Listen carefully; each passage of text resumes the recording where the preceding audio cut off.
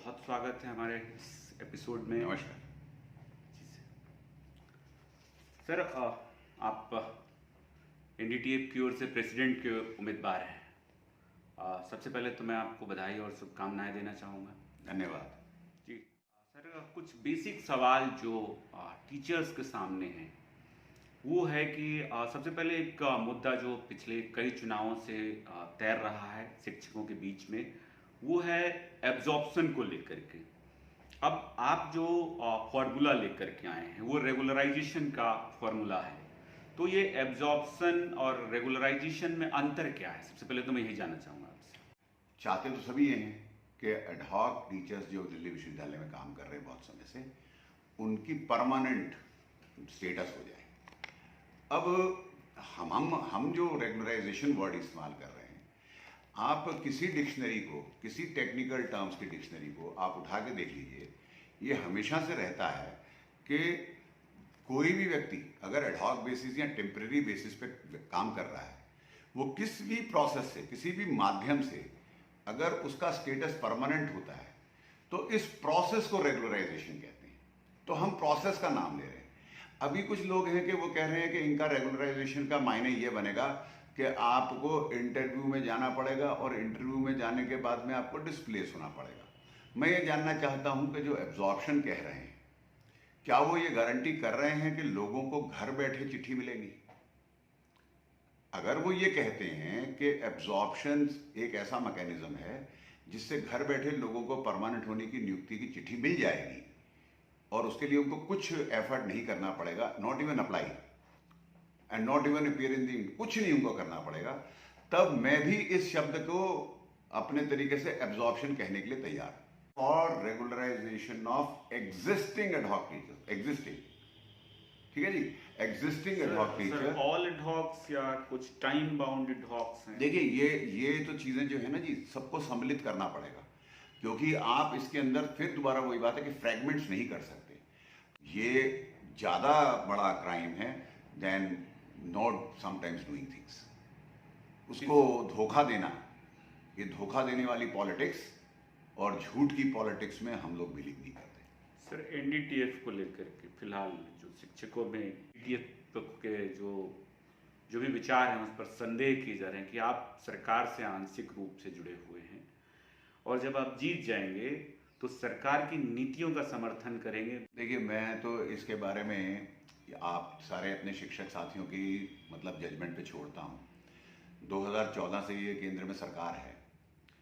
कोई भी व्यक्ति अगर हमको ये बता दे कि ये पॉलिसी सरकार की आई थी जो शिक्षा या शिक्षक के विरुद्ध थी और एनडीटीएफ जो थी वो सरकार के साथ खड़ी थी, ना कि शिक्षकों के साथ, तो फिर हम आपकी बात से इत्तेफाक कर सकते। जो एब्जॉर्प्शन है, कहा जाता है कि आपने इसलिए विरोध किया कि आपकी जो पार्टी के लोग थे वो ज्यादा संख्या में नहीं थे एडहॉक में, इसलिए ऐसा कहा जाता है। ऐसा मेरे ही लोग हैं सारे जी।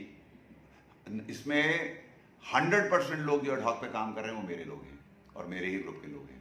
वो राष्ट्र के प्यार करने वाले लोग हैं, इस देश को प्यार करने वाले लोग हैं, शिक्षा को प्यार करने वाले लोग हैं और शिक्षा की सेवा करने वाले लोग हैं। वो 100% हमारे ही लोग हैं। जी, एनडीटीएफ और एडी जो कि आपस में विरोधी दल माने जाते हैं शिक्षकों के बीच में, लेकिन आजकल एक प्रश्न जो है कुल बुला रहा है लोगों के बीच में कि आप दोनों लोगों के बीच में एक हिडन समझौता है। हाँ, वो आपने कल देखा है। देखिए, हिडन नहीं, हमें जो समझौता करना होगा वो खुले तौर से करेंगे और हम लोग कोई हिडन काम नहीं करते हैं। बात यह है कि मेरा किसी भी ग्रुप से और किसी भी व्यक्ति से कोई बैर नहीं है। सभी मेरे मित्र हैं, सभी हम लोग हमारे सबके लिए द्वार खुले हुए हैं। सर, अभी तो एक विरोध की स्थिति है, सभी तो एक विरोध की मैंने फिर कहा, मैं मानता ही नहीं इस बात को।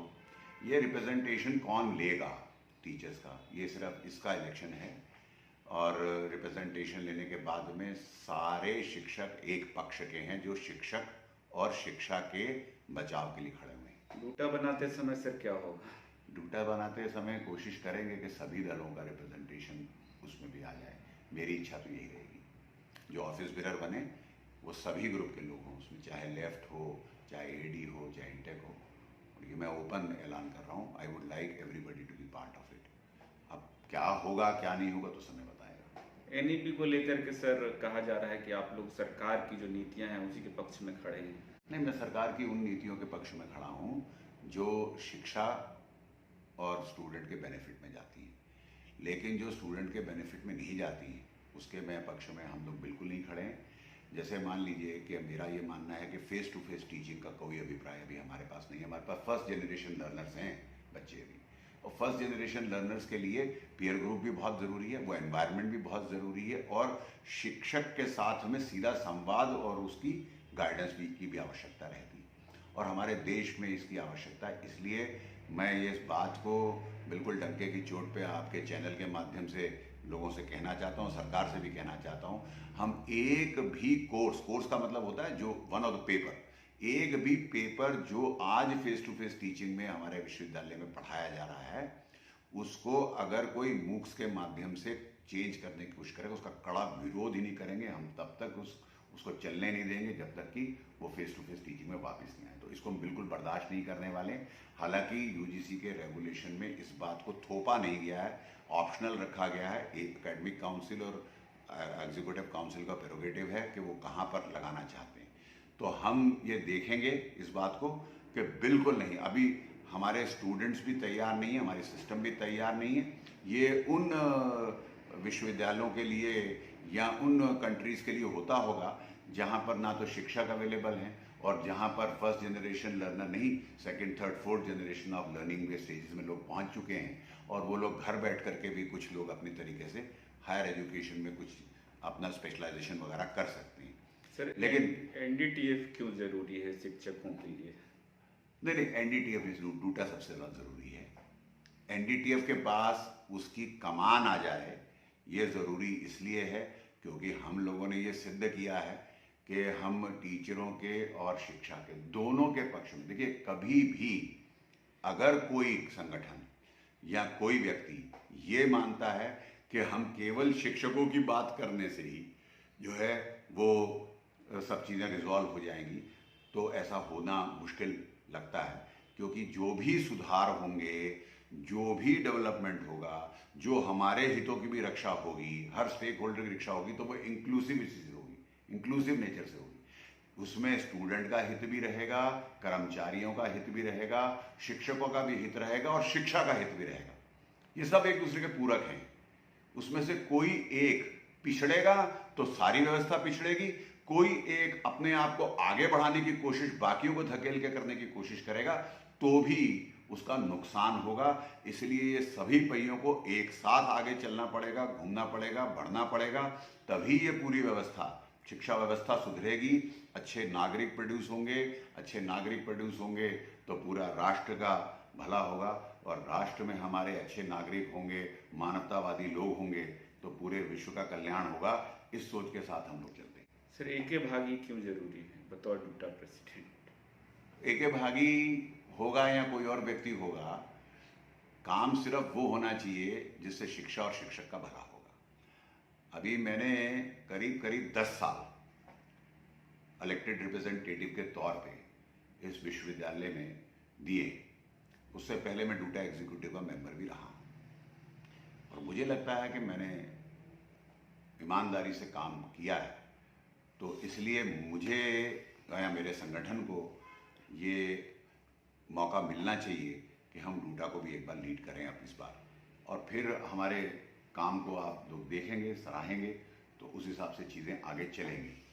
सर रोस्टर का मुद्दा रहता है, यहाँ बार बार दिल्ली विश्वविद्यालय में उठ खड़ा होता है। शायद 10,000 लोग होंगे अगर हम गिनती करें तो 5,000 लोगों का कोई स्टेक नहीं रहता। अगर अभी की स्थिति देखें तो 5,000 लोग बच जाते हैं, फिर 4 पार्टियों में ही डिवाइडेड हैं, फिर भी ये मुद्दा सुलझ क्यों नहीं पाता? नहीं, देखिए, रोस्टर का मुद्दा जो है ना, उसके 2 कारण से मतलब मैं समझता हूँ कि इसमें दिक्कत आ रही है। एक तो हमारे सिस्टम में इसका लेट इंट्रोडक्शन होना, रिजर्वेशन का 97 में आया SC/ST के लिए रिजर्वेशन, और फिर 2007 में जा कर के आ पाया OBC का रिजर्वेशन। तो क्योंकि लेट इंट्रोडक्शन हुआ तो जो इम्बैलेंस पहले से था उसमें जो पोजीशंस ऑक्यूपाइड हैं तो बैकलॉग की सीटें बनती हैं, और फिर जिस तरह से 13 पॉइंट रोस्टर पहले लागू किया गया, फिर बाद में 200 पॉइंट रोस्टर 2013 में आया, और आज की जो स्थिति बनी हुई है तो उसमें शॉर्टफॉल की वैकेंसीज भी बनती है। अब इन सब का अगर सही तरीके से रोस्टर आप बनाएं और इसके अंदर कोई डिफरेंट इंटरप्रिटेशंस जान के करने की कोशिश ना करें, चाहे आप काले कमेटी की रिपोर्ट से चले जाइए, चाहे आप डीओपीटी की गाइडलाइंस चलिए, उसमें कोई खास फर्क नहीं है, ना कोई इंटरप्रिटेशन में फर्क है। आप देखिए, दोनों को लागू करने से कोई फॉर्मूले में खास फर्क नहीं पड़ता है, परंतु नियत का फर्क पड़ता है। एक होता है कि जस्टिस इज बीइंग डन, एक है justice should appear to be done. तो हम लोगों को इसके बारे में बिल्कुल साफ समझ रखना चाहिए कि ये कॉन्स्टिट्यूशनल प्रोविजन ऑफ रिजर्वेशन जो है ये लागू करना है विश्वविद्यालय में, और उसको इस तरह से करना है कि किसी भी वर्ग को ये ना लगे कि इसमें किसी का नुकसान हुआ। ये करेंगे। काले कमेटी को लेकर के जो है रहता है कि काले कमेटियां पूरी तरीके से लगाई नहीं जा रही है। काले कमेटी की रिकमेंडेशन तो अभी तक लीगल मतलब इस तरह से तो किसी ने पब्लिक कभी किया नहीं, लेकिन जो थोड़ी बहुत हमारे पास जानकारी, मैंने कागज तो नहीं पढ़े हैं, लेकिन जो लोगों ने मुझे बताया उसके बेस पे, जानकारी के बेसिस पे ही मैं आपसे कह रहा हूँ कि बहुत ज़्यादा अंतर नहीं है इसमें, बहुत ज़्यादा अंतर नहीं है। कुछ जगहों पे अंतर पड़ता है, जो शॉर्टफॉल की वैकेंसीज बनती है उसको स्ट्रीमलाइन करने की उसमें बात अच्छे ढंग से कही गई है और वो होना चाहिए। एनडीटीए किन किन मुद्दों को लेकर इस बार चुनावी मैदान में है? और मुद्दे शिक्षकों के हैं और शिक्षा के हैं। आपका शिक्षा का विकास होना चाहिए, शिक्षा का विकास होना चाहिए, शिक्षकों का सम्मान लौटना चाहिए, और डूटा का जो धाक थी और जो टीचर्स की रेलेवेंस थी और जो डूटा की बात को सुनने और सुनाने की शक्ति थी, वो दोबारा कायम होना चाहिए। डूटा सुनने, सबसे पहले सुनती थी और फिर रेलेवेंट जगह पर सुनाती थी। ये प्रक्रिया में जो पीछे कुछ समय से 4-5 साल से रोक लगी है, उसको दोबारा से वापस करने की आवश्यकता है।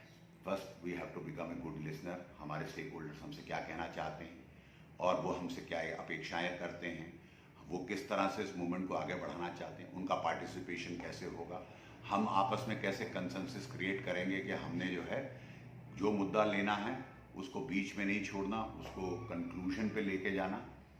इस तरह की हमको आदत बनाना पड़ेगा एक बार दोबारा से, जैसे पहले किसी समय में रहता था, और अंत में फिर सभी चीज़ों को इनको जब आगे लेके जाएं तो रेजोल्यूशन की तरफ जरूर जाएं, केवल आवाज़ उठा करके उसको बीच में ना छोड़ दें।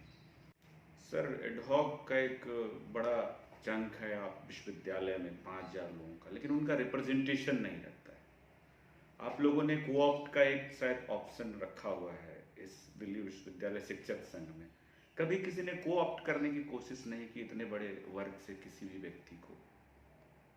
अनिल, तुम बिल्कुल ठीक कह रहे हो। पिछले चार चुनावों से एनडीटीएफ हर बार जितने भी एग्जीक्यूटिव में मेंबर जीतता है, हमें तो कभी एक भी कोऑप्शन का मौका नहीं मिला और कभी कोई एक ऑफिस नहीं मिला, उससे पहले से भी ऑफिस नहीं मिला। ये कांग्रेस और लेफ्ट वाले कंबाइन करके हमेशा एनडीटीएफ को तो बाहर ही रखते रहे। तो ये प्रश्न तो बनता तो है डीटीएफ और एडी से, परंतु फिर भी अगर आप मेरी राय माने तो ऑफ कोर्स उनका रिप्रेजेंटेशन आना ही चाहिए इसके अंदर। क्या आपके पास अगर ये मौका आता है तो देना पसंद करें? हाँ बिल्कुल, जो भी अगर कोई, लेकिन हमेशा इसके ऊपर सिर्फ ये नहीं कि इसमें मेरिट भी होना चाहिए। अगर कोई इस तरह के हम आइडेंटिफाई कर पाते हैं लोगों को, तो ज़रूर इस तरह का, मतलब कि ये सिर्फ जो है एडहॉक है या कोई टेम्प्रेरी है या परमानेंट है, ये तो एक प्रक्रिया क्या ये, या आप कहिए अरेंजमेंट। सभी शिक्षक हैं और सभी वही समान बात काम कर रहे हैं, लेकिन उनको पे भी बराबर नहीं मिल रहा, उनको बाकी चीज़ें बराबर नहीं मिल रहा। तो उसको जहां हम कर सकते हैं कम से कम बराबरी, वहां तो देना चाहिए। अब तो ये प्रक्रिया शुरू हुई है, आप वार्ड कोटा के अंदर बच्चे आने शुरू हो गए, जी जी, है ना जी। अब कम से कम टीचर वेलफेयर फंड में इनके बारे में बात होने लगा, तो उसमें भी एनडीटीएफ ने बहुत मेजर रोल अदा किया है। एडहॉक एक्सपीरियंस आपका काउंट होने लगा, तो मेन स्ट्रीम के अंदर इनको अब बाकी उनका प्रमोशन भी हो, उनको मेडिकल फैसिलिटीज़ भी मिले, उनको लीव भी मिले, इसका प्रावधान करना, और साथ ही साथ उससे पहले उनको जो रिप्रेजेंटेटिव बॉडीज हैं वहाँ लाना, तो इसकी आवश्यकता पड़ रही है। इंक्रीमेंट को लेकर के सर सवाल है, एडहॉक्स को इंक्रीमेंट भी नहीं मिलता। वो तो मैं आपसे कह रहा हूँ कि अगर आप टेम्परेरी और एडहॉक अरेंजमेंट्स के बारे में बात करेंगे, अरेंजमेंट के बारे में बात करेंगे, तो उसके अंदर यही एक अंतर पाया गया। तो उसमें टेम्परेरी में तो मिलता है। अब ये नोशनल ब्रेक वाला कॉन्सेप्ट किस तरह से हम इसको चैलेंज करके और बाकी सारे बेनिफिट्स इन लोगों को दिला पाते हैं, इसके बारे के अंदर अभी तक बहुत ज़्यादा वार्तालाप या उसके ऊपर चर्चा विश्वविद्यालय में हुई नहीं है। विश्वविद्यालय के स्तर पे और जरूरत पड़े तो यूजीसी या गवर्नमेंट के स्तर पे भी इस पर चर्चा करने की आवश्यकता है, और आई एम कन्विंस्ड कि ये मिलना चाहिए। आप शिक्षकों से क्या अपील करना चाहेंगे, क्या कहना चाहेंगे? मैं तो एक ही अपील कर रहा हूँ कि आप लोग एक बार दोबारा यूनाइट हो जाइए। आप अपने अपने इश्यूज के ऊपर फ्रेगमेंटेड मैनर में सोचना बंद करिए। आप सभी इश्यूज को शिक्षकों के और शिक्षा के इश्यूज मानिए। तो दिल्ली सरकार बार बार सैलरी रोक देती है, उसको लेकर के आपका क्या स्टैंड रहने वाला? मुझे लगता है कि वहाँ पर मंत्री जो हैं और शिक्षा मंत्री जो हैं वो, और जो चीफ मिनिस्टर है, उनको कुछ लोग मिसगाइड कर रहे हैं, उनको कुछ लोग मिस इन्फॉर्म कर रहे हैं। और ये वही लोग हैं जिनकी वहाँ एक्सेस है, जो जाते हैं वहाँ पर, आते हैं, और उन्होंने ही कुछ इस तरह की गलत इन्फॉर्मेशन, क्योंकि इसी तरह की कुछ रॉन्ग इन्फॉर्मेशन जब प्रोफेसर त्यागी ने वाइस चांसलर ज्वाइन किया था, तो वो सेम सेट ऑफ पीपल, वो लोगों ने वहाँ पर भी उनको इन्फॉर्म गलत किया था, और उसका खामियाजा 4.5 साल तक इस विश्वविद्यालय को भुगतना पड़ा। पैटर्न ऑफ असिस्टेंस में बदलाव कर दिया था। पैटर्न ऑफ असिस्टेंस वाली बात जो है वो भी मैंने कहा ना, they are misinform, they do not know exactly, क्योंकि वो पैटर्न ऑफ असिस्टेंस उसी तरह का जो है वो डीटीयू में लगाया हुआ है, हाई फी स्ट्रक्चर पे डीटीयू चले गया, एनएसयूटी भी हाई फी स्ट्रक्चर पे चले गया, और जितने उनके विश्वविद्यालय उन्होंने बनाए हुए हैं स्टेट यूनिवर्सिटी के अंदर, वो सब हाई फी स्ट्रक्चर पे चल रहे हैं।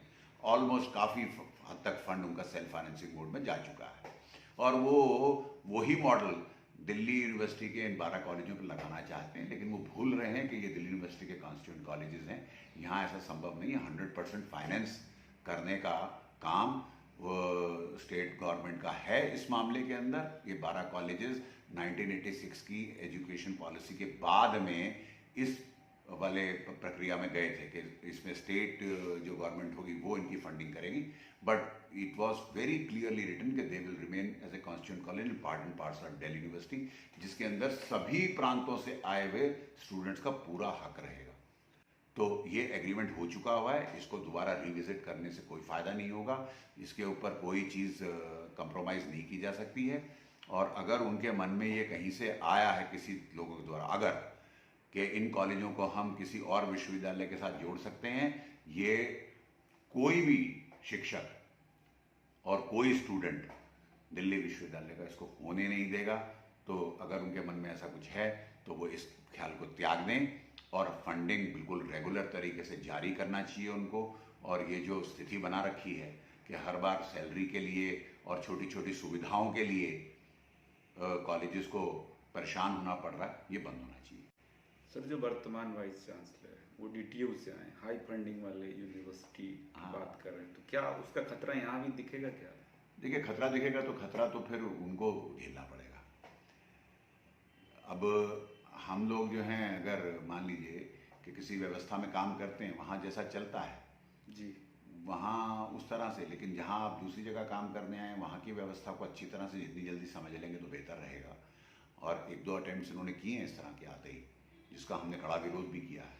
और अगर वो अपनी इसी तरह की चीज़ों में लगे रहे तो आने वाला वक्त मुझे तो टफ लगता है, और उसका फिर पूर्ण रूप से विरोध भी किया जाएगा। 2019 4 दिसंबर को कहिए कि 4 दिसंबर को इतना बड़ा आंदोलन हुआ, कुलपति दफ्तर को घेर लिया गया, इसके बावजूद भी उस तरीके का प्रेशर क्रिएट नहीं हो पाया जिस तरीके का होना चाहिए था, और जिस चीज़ के लिए घेरा गया था वो समाधान भी नहीं हुआ, इसके लिए किसको जिम्मेवार मानते हैं? देखिए, वैसे तो बात यह है कि 4 दिसंबर का जो एजिटेशन हुआ था वो 28 अगस्त के लेटर को विड्रॉ करने के लिए प्राइमरीली हुआ था। ये बात तो कभी किसी को मतलब जो है घुमा फिरा के नहीं कहना चाहिए।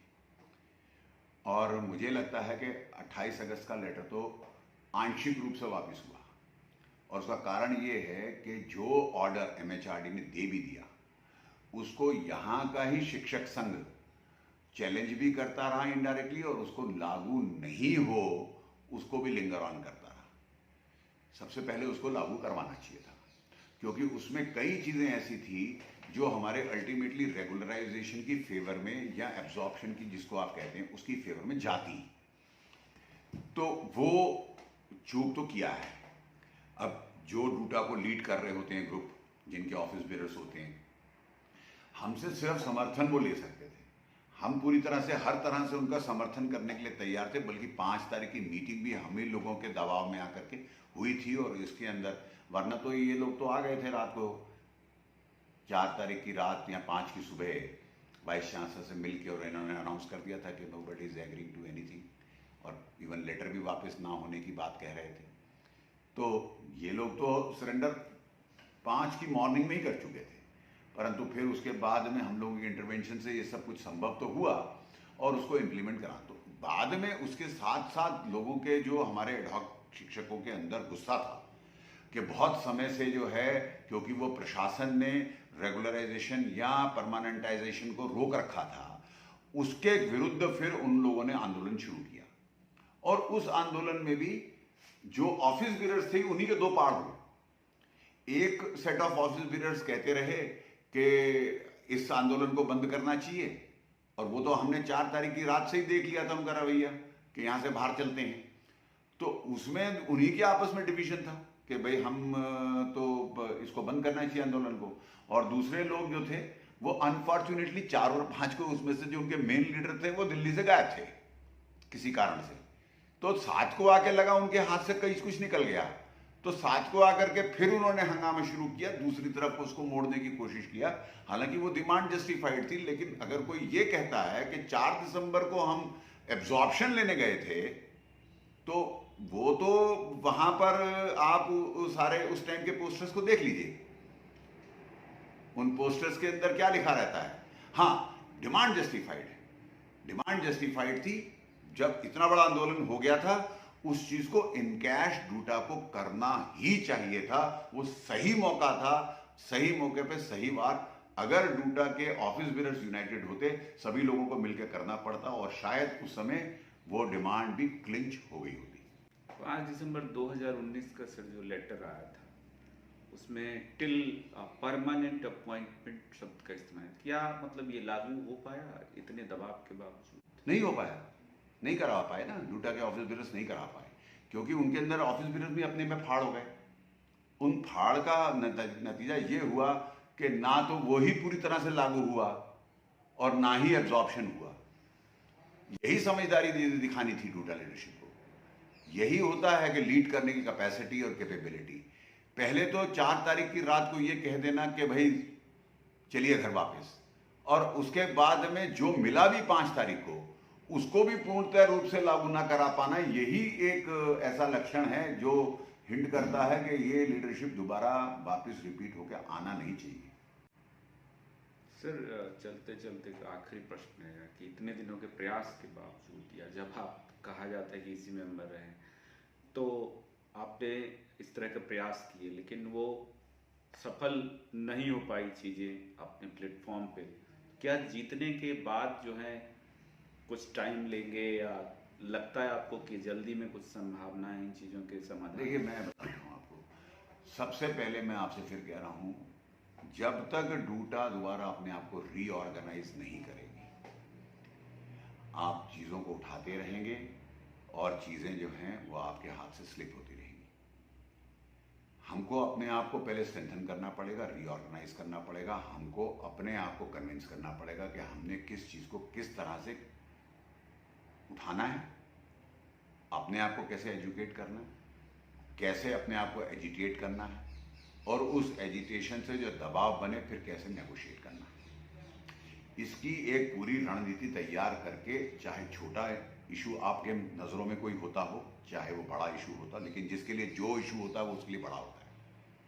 केवल उसमें नंबर्स मैटर कर रहे होते हैं। कोई इशू जो है वो हज़ारों की संख्या के लोगों के लिए होता है, कुछ इशू जो है वो 5 ही लोगों के लिए हो सकता है इंपॉर्टेंट, तो वो नंबर के लिए होता है। लेकिन जिसके लिए वो होता है वो जीने मरने का प्रश्न होता है, वो सबके लिए बराबर होता है। तो कोई इशू ऐसा हो जिसमें बड़ा नंबर इन्वॉल्व है, छोटा नंबर इन्वॉल्व है, उसकी तैयारी पूरी करनी पड़ती है।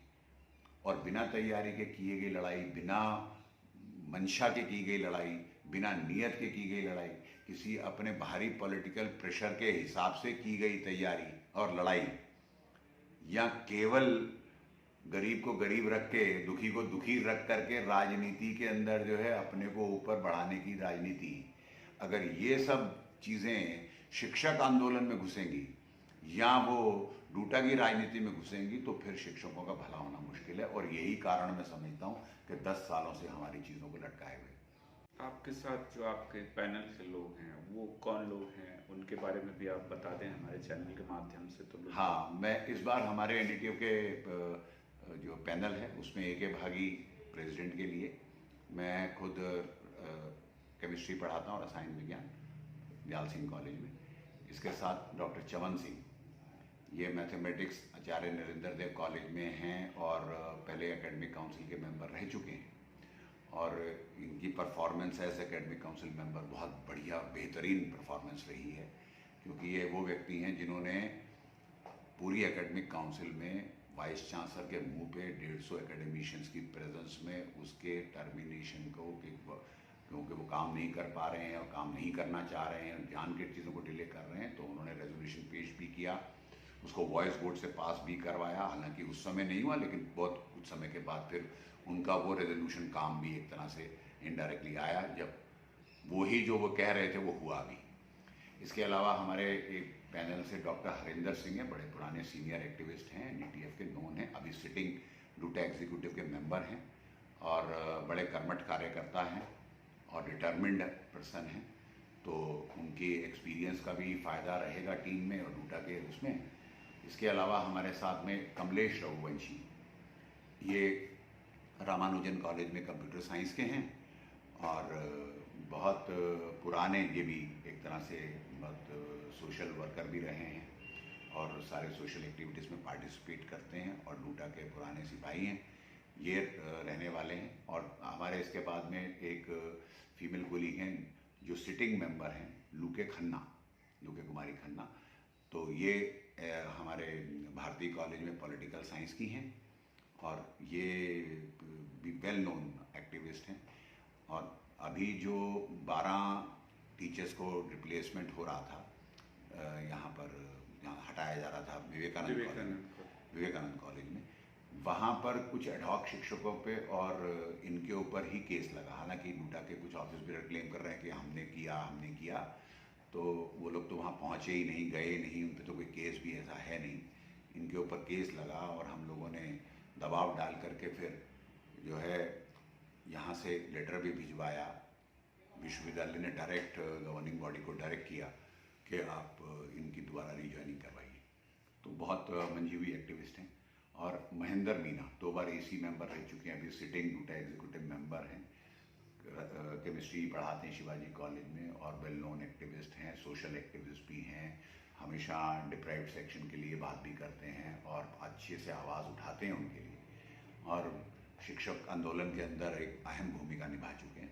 तो ये टीम है। और बाकी तो बात ये है कि जब सभी जो भी लड़ रहे हैं 23 के 23 सभी को मेरी शुभकामनाएं, और जो भी लोग जीतेंगे अंत में जो टीम बनेगी वो सब शिक्षकों के ही पक्ष रखने वाले हैं, तो सब शिक्षकों का पक्ष रखने वाले सभी का स्वागत है और सभी को शुभकामनाएं। सर, एक प्रश्न जो है रह गया है बीच में, मैं उसको पूछ ले रहा हूँ आपसे कि जो ये एडहॉक टीचर्स भी प्रेसिडेंशियल कैंडिडेट भी हैं और डूटा एग्जीक्यूटिव का भी चुनाव लड़ रहे हैं, इनकी क्या मजबूरी देखते हैं? देखिए, मैं इसमें कोई उनकी मजबूरी नहीं देखता। हर शिक्षक को पूरा अधिकार है, हर उस व्यक्ति को जो हमारा डूटा का मेंबर, उसको अधिकार है कि वो चुनाव लड़ सकता है। ये तो जनरल प्रिंसिपल है। मुझे सिर्फ उन यंग साथियों को ये कहना है कि डूटा एक ऐसी बॉडी है जो सभी के अधिकारों के लिए लड़ेगी। आपने उसका रिप्रेजेंटेशन लेना, आप एक इशू के ऊपर चुनाव मत लड़िए, मेरी उनसे आग्रह है, बाकी उनकी मर्जी है। उनको चाहिए ये कि वो इंक्लूसिव एजेंडा के साथ आए। केवल एक एजेंडा से तो डूटा का भला नहीं होने वाला, यूनिटी नहीं आने वाली, तो उस तरह से उनको काम करना चाहिए। लैक ऑफ रिप्रेजेंटेशन के तौर पर आप, लैक ऑफ रिप्रेजेंटेशन ऑफ एडहॉक्स, देखिए, टीचरों के इस तरह से रिप्रेजेंटेशन के ऊपर मैंने कहा मेरे को कोई आपत्ति नहीं है, और मौका लगेगा तो हम उस सेक्शन को भी इंक्लूड करेंगे। आफ्टर ऑल हमारे पैनल के अंदर जो देखेंगे तो आप हर सेक्शन के लोग हैं, इसमें ओबीसी के भी मिलेंगे, आपको दूसरे डिप्राइव्ड सेक्शन के भी लोग मिलेंगे, वुमेन भी मिलेगी, हर तरह का मिक्सचर होता ही है क्योंकि समाज से आए लोग हैं, समाज में हर तरह के लोग होते हैं। और फिर जब हमने पैनल बनाया तो उसमें वाजिब बात है हर तरह के लोग आएंगे ही।